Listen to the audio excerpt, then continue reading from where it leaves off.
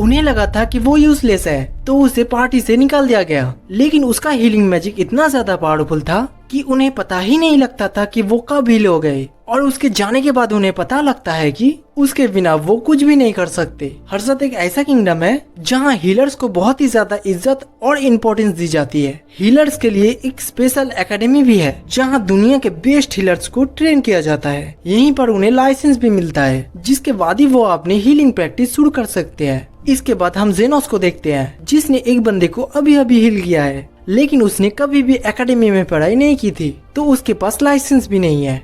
उस बंदे के जाने के बाद जेनोस की असिस्टेंट वहाँ आती है, जिसका नाम लिली है। वो उसे बताती है कि इलाज के लिए अब उसे एक घर में जाना है, और जब वो वापस आएगा वो उसके लिए एक अच्छा सा डिनर तैयार रखेगी। शाम को इलाज करने के बाद जेनोस वापस आ रहा था, लेकिन रास्ते में उसे एक स्लेव दिखती है, जिसे देखने में ऐसा लग रहा था कि उसे बहुत ही ज्यादा दर्द हो रहा है। तभी वहाँ पर एक नोबल आ जाता है और उस स्लेव के ऊपर चिल्लाने लगता है, तुम इतनी देर से कहाँ पर थी?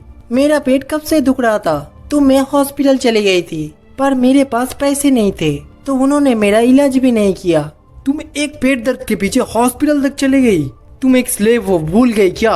और अब वो उसे एक ग्रेवयार्ड पर ले जाता है और वहाँ पर उस स्लेव को फेंक देता है, जिस दौरान एक ग्रेव के अंदर से उसके अंदर एक ब्लैक कलर की एनर्जी चली आती है। अब ये नाटक करना बंद करो और उठ के चलो मेरे साथ। लेकिन उसे इतना ज्यादा दर्द हो रहा था कि वो हिल भी नहीं पा रही थी, तो वो नोबल गुस्से में जाकर उसे लात मारने लगता है। मैं तुम्हारा इंतजार नहीं करने वाला, चुपचाप कुछ हेलवल ढूंढो और मेरे पीछे आओ।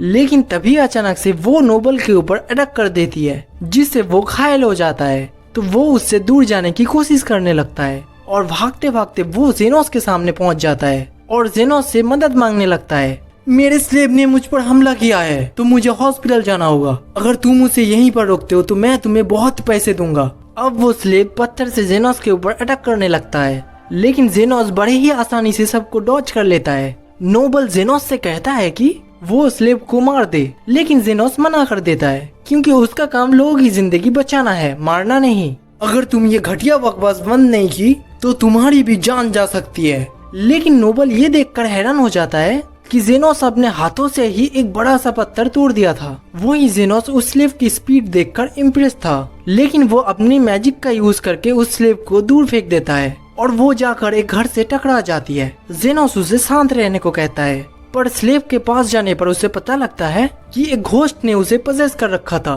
तो जेनोस अपनी मैजिक का यूज करके उसे बाहर निकल देता है। इसके बाद नोबल उसे कहता है कि वो उसे भी हील कर दे, लेकिन जेनोस कहता है कि मेरा ड्यूटी का टाइम खत्म हो चुका है। तुम पागल हो क्या? अगर तुम चला गए तो मैं मारा जाऊंगा। चलो ठीक है, लेकिन इसके तुम्हें एक्स्ट्रा पैसे देने होंगे। ऐसे सिचुएशन में नोबल को पैसों से कोई मतलब नहीं था और वो एक कॉइन से भरी हुई पोटली उसके तरफ फेंक देता है। लेकिन जेनोस कहता है कि ये पैसा काफी नहीं है। तुम ये क्या कह रहे हो? एक लाइसेंस हीलर तो इतने ही चार्ज करते हैं, लेकिन मैं एक नॉर्मल हीलर नहीं हूँ, मेरे पास कोई लाइसेंस भी नहीं है। अगर तुम चाहते हो कि मैं तुम्हें हील करूं, तो तुम्हें पैसों के साथ वो स्लेव को भी देना होगा। जिसके बाद वो अपने हीलिंग मैजिक से उसे बचा लेता है। दूसरी तरफ उसके घर में वहाँ की घोस्ट कर्मिला आ जाती है, जो कि खाने के लिए बहुत ही एक्साइटेड थी। जिसके बाद वहाँ सोफिया नाम की एक लड़की आती है, जो कि जेनोस को ढूंढ रही थी। लिली बताती है कि वो बाहर है, तो वो उसका इंतजार करने के लिए बैठ जाती है। इसके बाद वहाँ पर एक और लड़की आती है, जिसका नाम लिंगा था। सोफिया उससे कहती है कि वो चली जाए, क्योंकि आज के लिए वो जेनोस की पेशेंट है। लेकिन इसके बाद भी लिंगा वहाँ पर बैठ जाती है और इसके तुरंत बाद ही वहाँ पर एक और लड़की दरवाजा तोड़कर अंदर आती है, जिसका नाम लव है। लिली उससे कहती है कि वो बाकियों के साथ बैठ सकती है, लेकिन डोर को ठीक करने के बाद।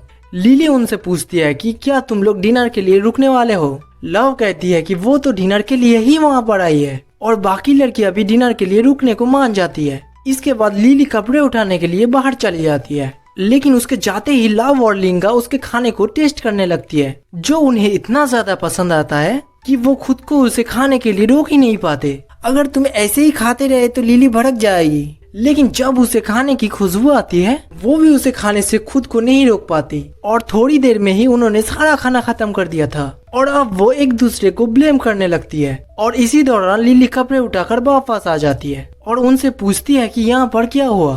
तो सोफिया बताती है कि उन्हें खाना इतना ज्यादा अच्छा लगा कि वो खुद को उसे खाने से रोक ही नहीं पाए, जिसके थोड़ी बाद ही उनमें बहस छिड़ जाती है। इस बात पे कि उनमें से जेनोस किसको ज्यादा पसंद करता है। लेकिन तभी लिली उन्हें शांत रहने को कहती है क्योंकि लड़ाई झगड़ा जेनोस को नहीं पसंद है। अब वो तीनों उससे माफी मांगती है और कहती है कि वो तीनों साथ में मिलकर डिनर बनाएंगे। लेकिन लिली उन्हें बताती है कि सारा इंग्रेडिएंट खत्म हो गए हैं। तभी वहाँ पर कर्मिला आ जाती है जो कि गुस्से में थी क्योंकि वो लिली का बनाया हुआ खाना खाना चाहती थी। अब डर के मारे वो तीनों लड़कियां उससे माफी मांगने लगती है, जिसके बाद वो इंग्रेडिएंट्स लेने के लिए वहाँ से चली जाती है। दूसरी तरफ जब उस स्लेव को होश आता है वो जेनोस से पूछती है कि वो कौन है। जेनोस उसे बताती है कि मैंने अभी अभी तुम्हें खरीदा है, चलो कपड़े उतारो, मुझे तुम्हारी कंडीशन देखनी है। उसके कपड़े उतारने पर जेनोस समझ जाता है कि उसे किस वजह से दर्द हो रहा था और वो तुरंत ही उसे हील कर देता है। और वो जेनोस की हीलिंग पावर को देखकर हैरान थी